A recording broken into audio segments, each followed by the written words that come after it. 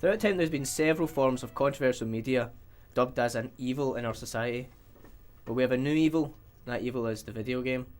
Within the past few years, computer games have had a negative stereotype, so I decided I should get hold of a gamer and get his point of view. But how do we get there?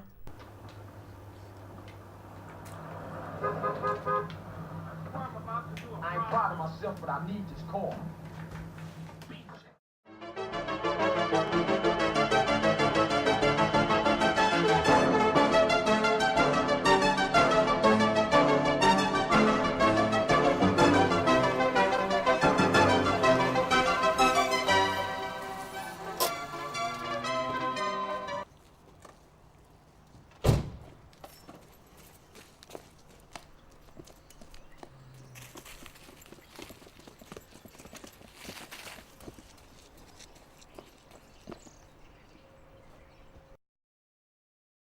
My two favourite genres are driving simulators and first-person shooters. So the games I mostly play are ones where they combine the two, so you're a driver in Grand Theft Auto.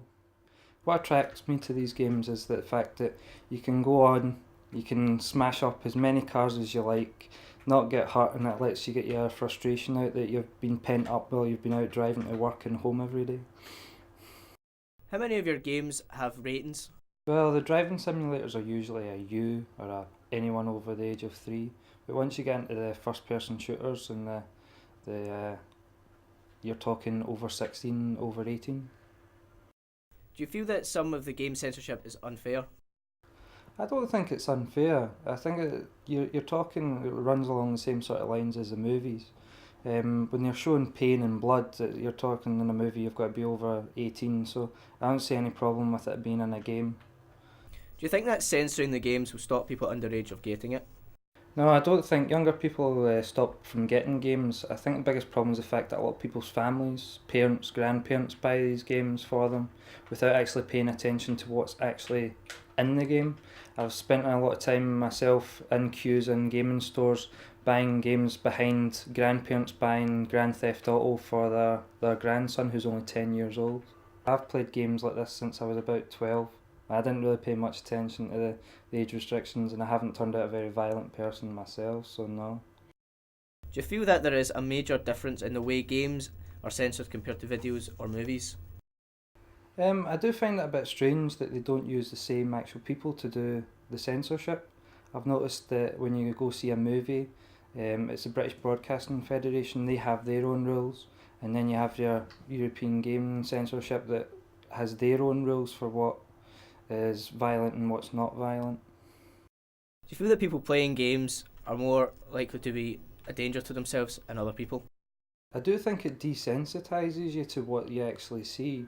Although I've never seen anything that bad in real life, I don't know how I would actually react, but you don't get very squeamish when you watch blood and gore on a TV, where maybe when I was a kid I would.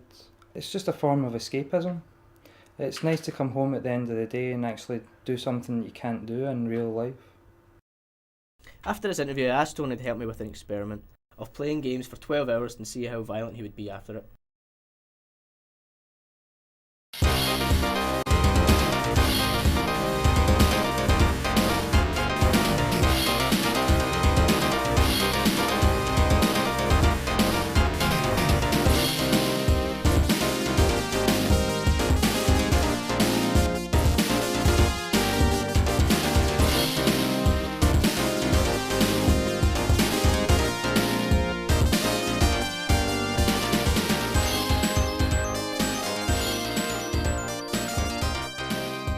I think that answered the questions of 12 hours of gaming doesn't make people violent, it just makes them very, very tired people. Maybe the people that sell the product can shed some light on this issue. Do you think that there is the same level of adult content in games that there are in a movie? To a degree, I think there is the same content. From just example like 9 Songs. It's a film that had a lot of adult content in, but then you go to Grand Theft Auto, which does have a lot of adult content in, but as soon as they put the same content as from 9 Songs, people aren't too happy, like nudity and stuff. So. Do you think that people forget that games are meant to be an adult genre? I think they do forget, because the they see the game and they look at the cover and think, that looks great. But then they forget what's actually in the game. So I think they do forget, thinking, oh, that's a nice guy in the front there, but it's a lot of gore in there. Do you think that some people forget that games and films have to have the same level of content?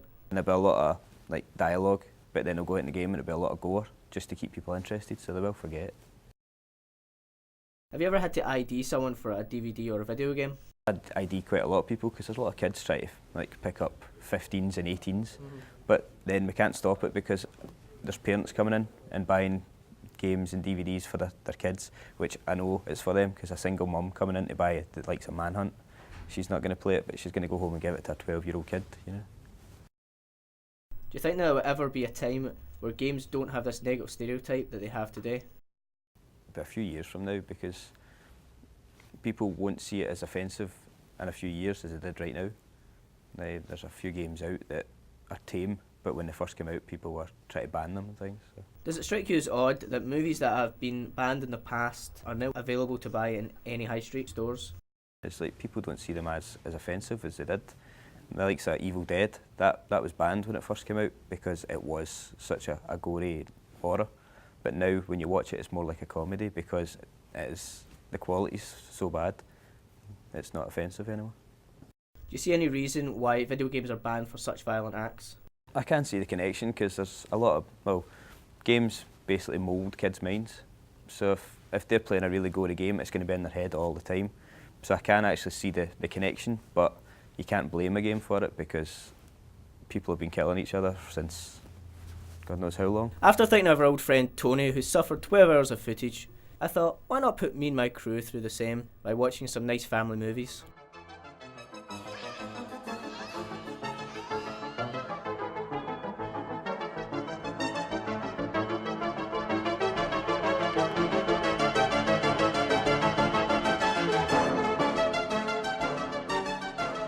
Watching all these movies, I got to thinking that Hollywood is stealing a lot of ideas from computer games.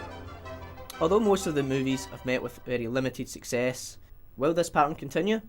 During the filming of this documentary, another game turned movie has been released, Max Payne the movie, loosely based on the video game of the same name. So where did all this controversial gaming start? Was it Manhunt, Grand Theft Auto, Twisted Metal? What about Street Fighter, Streets of Rage? Well, it all goes back to the good old Atari 2600. It was a console in the 70s. It had the longest lifespan of any console. No. It's what they played Pac-Man on. The game Custer's Revenge, which saw the player playing as General Custer attack a Native American female against a cactus. This game was almost offensive to everybody. Female, Native Americans, and almost the whole of America were offended by it. But when will our Grand Theft Auto and Manhunt become Custer's Revenge? This evil is not going to go away. It can only get stronger. This evil will eventually consume the home and every person until the evil is everywhere.